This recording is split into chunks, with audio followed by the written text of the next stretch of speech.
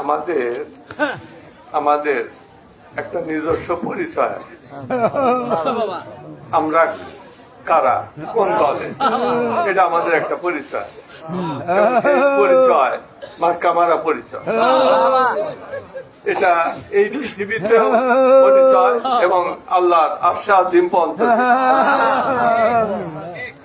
অনেক ভাবে আমাদের পরিচয়। অনেক মানুষের একাধিক নাম থাকে না, ওই রকম আমরা যারা যাকে তাদেরও একাধিক পরিচয়, একাধিক নাম। যেমন এই নামগুলো কিভাবে আসছে, কোরআনে মাজিদের ভিতরে আছে, হাদিস শরীফের ভিতরে আছে, হাদিসুল কুদসি আছে না? হাদিসুল কুদসিটা কি? আল্লাহ আল্লাহর বাণী, কোরআন না। আল্লাহরই বাণী কিন্তু কোরআন না, ওটাকে বলা হয় হাদিসুল কুদসি। আর যেটা কোরআন সেটা তো আল্লাহ লোহে মাহফুজে আগেই লেখা রাখছে। ওটা কত সংখ্যা, কত? 6000টা বলছে। এইভাবে সব সাজানো আছে। আমরা যে ইসলাম নিয়ে খেলামেলা করি, এগুলো কিন্তু সাজানো, সংবিধান তত্ত্ব, আর বাইরে না। এই যে আমরা আমাদের পরিচয়ের কথা বলি, আমরা কি জাকের। কেন জাকের? আমরা জেকের করি। জেকের না করলে কি জাকের হওয়া যায়? জেকের আমাদের ভিতরে জেকের। মুনাফিকরা ওরাও জিকির করে না। তোমাদের সে ভালো সহি মাকরাজের জিকির করে।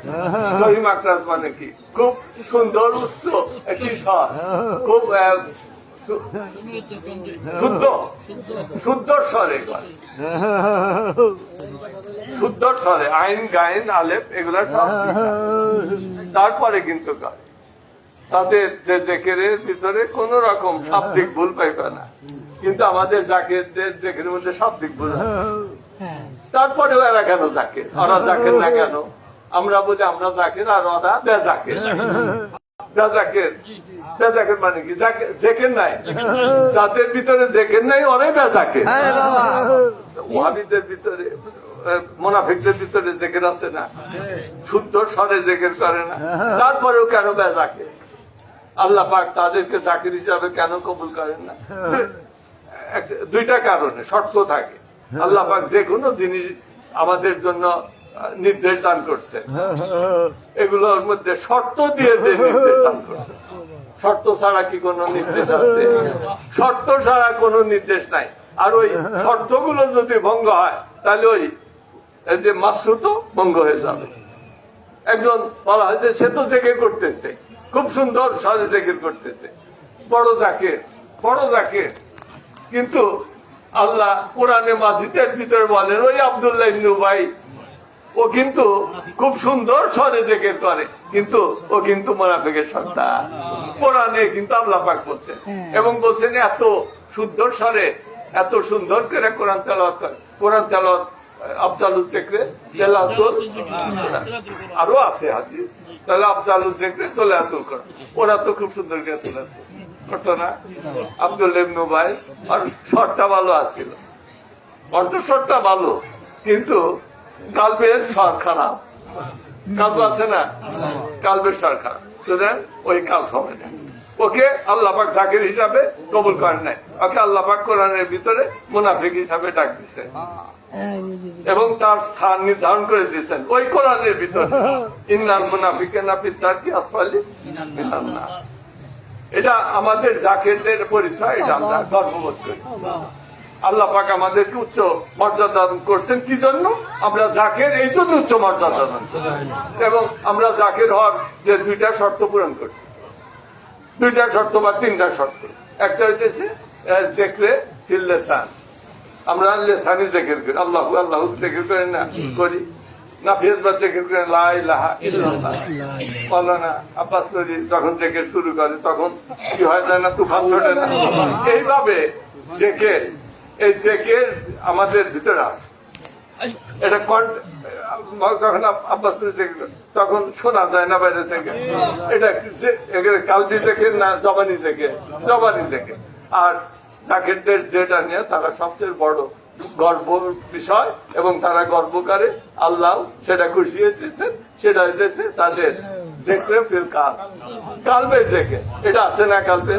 কারণ আমাদের তরিকা প্রথম সবকে ফিল কাল, লতিফায় কাল চেনে না এমন কোন চাকরির আছে মুরিদ যারা লতিফায় কাল চেনে না। সুতরাং কালবের জেকের প্রত্যেক মুরিদানের ভিতরেই আছে। এই দুইটা যখন আছে না যাকে, তাই তোমাদের একটা পরিচয় হইতেছে তোমরা যাকে, আর একটা পরিচয় আছে, সেটা হচ্ছে আরেকটা নামগত পরিচয়, সেটা হাদিস শরীফ আমার নবীজি বলছে, সেটা হচ্ছে আহলে তাসাউফ।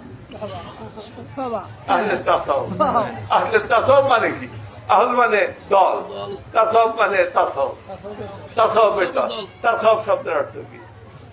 ছাপা, ছাপা শব্দ ছাপা, কাপড় সাফ করো না, কাপড় সাফ করো। ওই রকম ভাবে আমার নবীজি বলছেন তোমাদের কিন্তু দেহও সাফ করা লাগবে।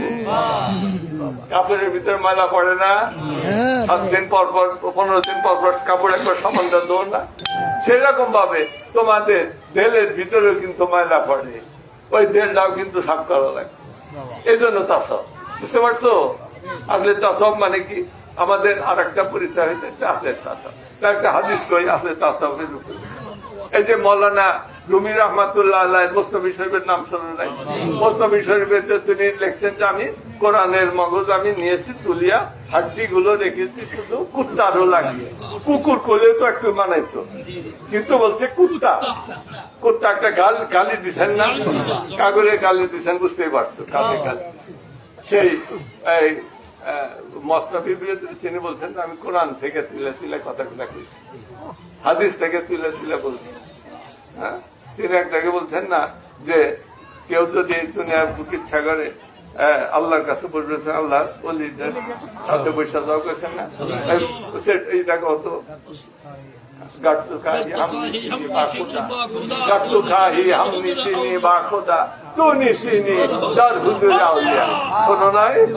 এটা মুসনবী, এটা উনি কোথা থেকে পাইছেন? এটা কি তিনি নিজে নিজে বানায় গেছেন? কবি মানুষ না, চক্ষু বন্ধ করে কিনতে লেখছেন। তিনি কিন্তু কলম দেয়া লেখেন নাই। তার এক মুরিদ ছিলেন, তার নাম ছিল হিসাব, মৌলানা হিসাব। উনি চক্ষু বন্ধ করে ধ্যান করে কইতেন আর উনি লিখতেন। যদি না লিখতো তাহলে আমরা কোরআনটা এই মুসনবী শরীফ পাইতাম। তিনি মুসনবী শরীফের যে ভূমিকার ভিতরে লিখছেন যে দয়াল নবীজি এই একটা হাদিস শরীফের ভিতরে বলছেন কালান নবী সাল্লাল্লাহু আলাইহি ওয়াসাল্লাম মান আরাদা আইয়াজলিসা মা আল্লাহ। বুঝছো?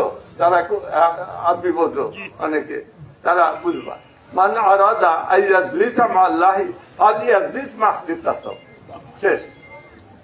যে ব্যক্তি ইচ্ছা করে, এটা হাদিস আমার নবী জবান, কালান নবী সাল্লাল্লাহু আলাইহি ওয়াসাল্লাম, যে ব্যক্তি ইচ্ছা করে আল্লাহর নিকটে বসবে। দেখো কত বড় কথা, ছোট কথা না বড় কথা? আল্লাহর নিকটে বসলে আর সে আজিমের কাছে যাওয়া লাগবে না, নাকি আল্লাহর কাছে বসা পড়বা? সে আজিম কোথায় পাইবে? কালবের ভিতরে খোঁজো। এখন ওই মান আরাদা ইয়াজলিসা, যে ব্যক্তি ইচ্ছা করে আল্লাহর নিকটে, ফালিয়াজলি আহলে তাসাউফ, সে যেন আহলে তাসাউফদের মজলিসে বসে যায়। তাহলে আজকের এই মজলিসে বসলে আল্লাহর কাছে বসা হইল না?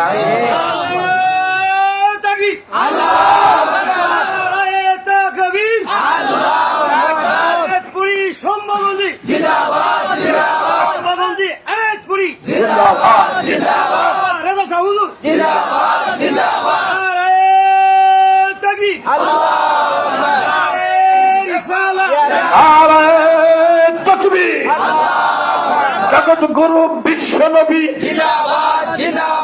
নবীর বংশ আহিলি বায়াত, মা ফাতেমার বংশধর ইমাম হাসান ইমাম হোসেন, রাসূলুল্লাহ সত্য তরিকা কাউন্সিল আজমে এনায়েতপুরী, মহানম মসজিদ শম্ভগঞ্জি, মরিদে নদীর শম্ভগঞ্জি, শম্ভগঞ্জির খাজাবাগি, খাজাবাগি জামালপুরি, মরিদে নদীর জামালপুরি, মরিদে নদীর রাজা সাবাবা, মরিদে নদীর জিন্দাবাদ বাবা নারায়ণ তাকবীর নারায়ণ রিসালাত